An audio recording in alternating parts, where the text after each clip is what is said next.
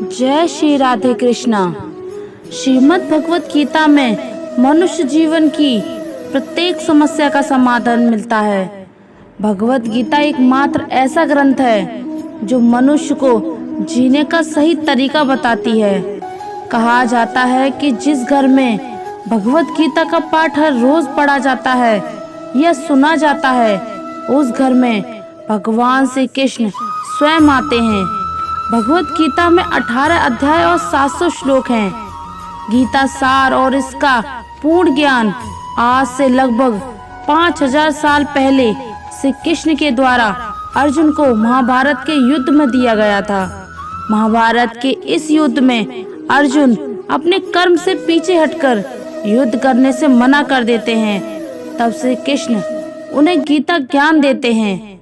आज की इस बेहद खास वीडियो में हम भगवत गीता के 18 अध्यायों के साथ 100 श्लोकों के सार के बारे में बहुत ही आसान भाषा में चर्चा करेंगे। अगर आप श्रीमद् भगवत गीता के इस बहुमूल्य ज्ञान का लाभ अधिक से अधिक लेना चाहते हैं तो इस गीता के सार को पूरा अंत तक सुने और गीता के इन विचारों को आप हर रोज सुबह और रात को सोने से पहले जरूर सुने। कहते हैं श्रीमद् भगवत गीता सिर्फ एक धर्म के लिए नहीं बल्कि इसे धरती के हर इंसान को पढ़ना और समझना चाहिए ताकि वह अपनी जिंदगी में सुख, शांति और सफलता प्राप्त कर सके। ये एक ऐसा ग्रंथ है जिसे आप जिस तरीके से समझना चाहो वह आपका उसी प्रकार से मार्गदर्शन करेगा। आज के समय में जीवन बहुत ही कठिनाइयों से भरा हुआ है। इंसान कदम कदम पर पर्सनल, प्रोफेशनल जैसी कई सारी समस्याओं का सामना कर रहा है। ऐसे में श्रीमद् भगवत गीता को समझकर आप इन सभी समस्याओं का सामना कर सकते हैं। समर में घाव खाता है उसी का मान होता है, छिपा उस वेदना में अमर बलिदान होता है। सृजन में चोट खाता है छेनी और हथौड़े की वही पाषाण, मंदिर में कहीं भगवान होता है। दोस्तों, कई बार जीवन में ऐसा वक्त भी आता है कि हमारे सामने बहुत बड़ी मुसीबत खड़ी हो जाती है और उस मुसीबत के सामने हम बहुत छोटे हो जाते हैं।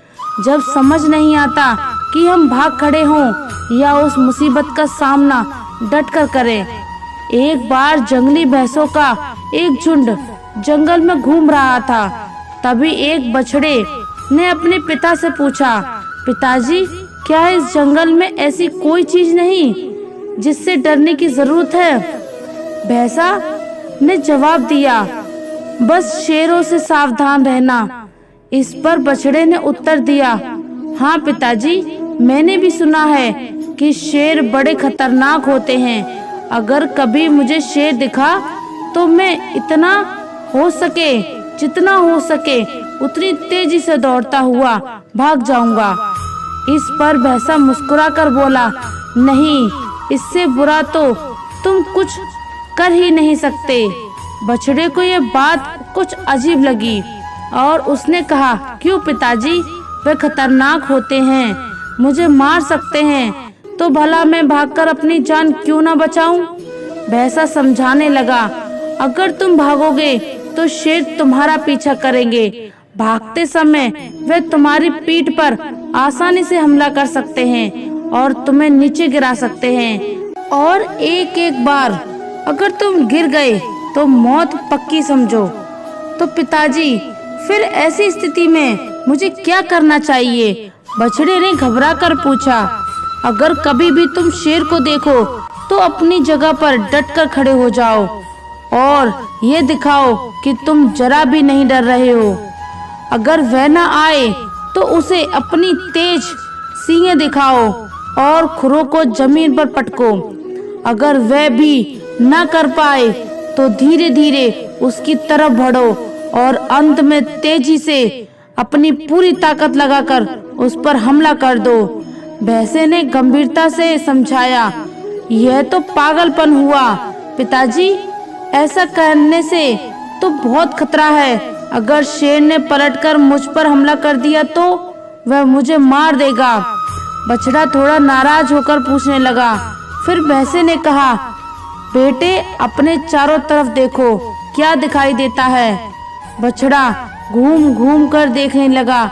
उसे चारों तरफ ताकतवर भैंसों का झुंड दिखाई दे रहा था। अगर कभी भी तुम्हें डर लगे तो ये याद रखो कि हम सब तुम्हारे साथ हैं। अगर तुम मुसीबत का सामना करने की वजह भाग खड़े होते हो तो हम भी तुम्हें नहीं बचा पाएंगे, लेकिन अगर तुम साहस दिखाते हो और मुसीबत से डटकर लड़ते हो तो हम मदद के लिए ठीक तुम्हारे पीछे खड़े होंगे। बछड़े ने गहरी सांस ली और अपने पिता की उस सीख के लिए उन्हें धन्यवाद दिया। दोस्तों, हम सब की जिंदगी में कभी कभी ऐसी समस्या आती हैं जिससे हम डरते हैं। हमें लगता है कि हम भाग खड़े हो, क्योंकि समस्याएं इतनी विकराल होती हैं कि हम हार मानते और मजबूर हो जाते हैं। लेकिन अगर हम भागते हैं तो वे हमारा पीछा करती हैं, हमारा जीना मुश्किल कर देती हैं। दोस्तों, आप जिस सबक में कच्चे हैं, कुदरत आपको वैसी ही समस्याएं, वैसी ही कठिनाइयां बार बार देगी, क्योंकि वह उसमें पीछा सबक आपको सिखाना चाहती है। अब यह पर है कि आप भाग जाएं या उनका डट कर सामना करें। भाग आप सकते नहीं, क्योंकि आप एक समस्या से भागोगे, कोसों ही दूर दूसरी समस्या सामने खड़ी होगी। क्योंकि कुदरत का ये उसूल है कि जब तक आप उसमें पीछे सबक को ना सीख लें, वह आपकी तरफ वैसी ही समस्या भेजती रहेगी। तो बेहतर यही होगा कि डट का सामना किया जाए। दिखा दीजिए कि आप डरते नहीं हैं, दिखा दीजिए कि आप सचमुच कितने ताकतवर हैं, और पूरे साहस और पूरी हिम्मत के साथ समस्याओं को हल करने की तरफ टूट पड़िए। और जब आप ऐसा करेंगे तो आप पाएंगे कि आपके अपने पूरी ताकत के साथ आपके पीछे खड़े हैं। कितनी प्यारी बात कही है किसी ने, मुट्ठी बांधे जन्म लिया है, हाथ पसारे जाना है, इस धरा का इस धरा पर धरा का धरा रह जाना है। जब सही लोग अपने आप चुप हो जाते हैं, ये आवश्यकता नहीं कि हर स्थान पर हम उत्तर दें। कुछ बातें हमें ईश्वर के ऊपर छोड़ देना चाहिए, क्योंकि जब ईश्वर उत्तर देता है तो सारा संसार मौन होकर सुनता है। जिंदगी को जंगल के उस पेड़ की तरह बनाओ जो हर परिस्थिति में मस्ती से झूमता रहे। आप तब तक कभी नहीं समझ पाएंगे कि अपने किसी को क्या नुकसान पहुंचाया है, जब तक कि आपके साथ वही व्यवहार किया नहीं जाता। इसी को कर्म कहते हैं। जब कोई हाथ और साथ दोनों ही छोड़ देता है, तब कुदरत कोई ना कोई उंगली पकड़ने वाला भेज ही देता है। उसी का नाम काना है। परिवर्तन ही प्रकृति का नियम है। इसलिए जो पीछे छूट गया, उसका शोक मनाने की जगह जो आपके पास है उसका आनंद उठाना सीखिए। किसी से किसी भी तरह का मुकाबले की आवश्यकता नहीं है। आप स्वयं में जैसे हैं एकदम सही हैं। स्वयं को स्वीकार। यह जीवन मिलना भाग्य की बात है, मृत्यु होना समय की बात है, परंतु मृत्यु के बाद भी लोगों के हृदय में जीवित रहना, यह तो कर्मों की बात है। षड्यंत्र से सफलता हासिल की जा सकती है, लेकिन श्रेष्ठता नहीं। प्रेम व के भाव से जो बल या भय के अधीन नहीं होता, बलपूर्वक आप किसी को अपने अधीन कर सकते हैं, परंतु उसके हृदय को नहीं जीत सकते। निश्चित हो तो कायर भी जंग लड़ लेता है, बहादुर जो हार निश्चित हो फिर भी मैदान नहीं छोड़ते। ये रिश्ते भी अजीब हैं, बिना विश्वास के शुरू नहीं होते और बिना धोखे के खत्म नहीं होते। कई बार संबंध संदेह से भी खत्म हो जाते हैं। आवश्यकता नहीं किसी के लिए लगाया गया हमारा गलत अनुमान हर बार सही हो। हम सब आत्माएं हैं और ये हमारी जिंदगी है। आपने सबसे अच्छे स्वरूप को बाहर निकालने का छोटी सी उंगली पर पूरा गोवर्धन पर्वत उठा लेने वाले श्री कृष्ण बांसुरी को दोनों हाथों से पकड़ते हैं। बस इतना ही अंतर है पराक्रम और प्रेम में। स्वीकार करने की हिम्मत और सुधार करने का नियत हो तो इंसान बहुत कुछ सीख सकता है। हमें कितने लोग पहचानते हैं ये मायने नहीं रखता, क्यों पहचानते हैं ये मायने रखता है। दोस्तों, एक उत्तम जीवन के लिए ये स्वीकार करना आवश्यक है कि सबको सब कुछ नहीं मिल सकता। खुद से बहस करो तो सारे सवाल सुलझ जाएंगे। अगर दूसरों से करोगे तो और नए सवाल खड़े हो जाएंगे। मिटाने से मिटते नहीं, यह भाग्य के खेल।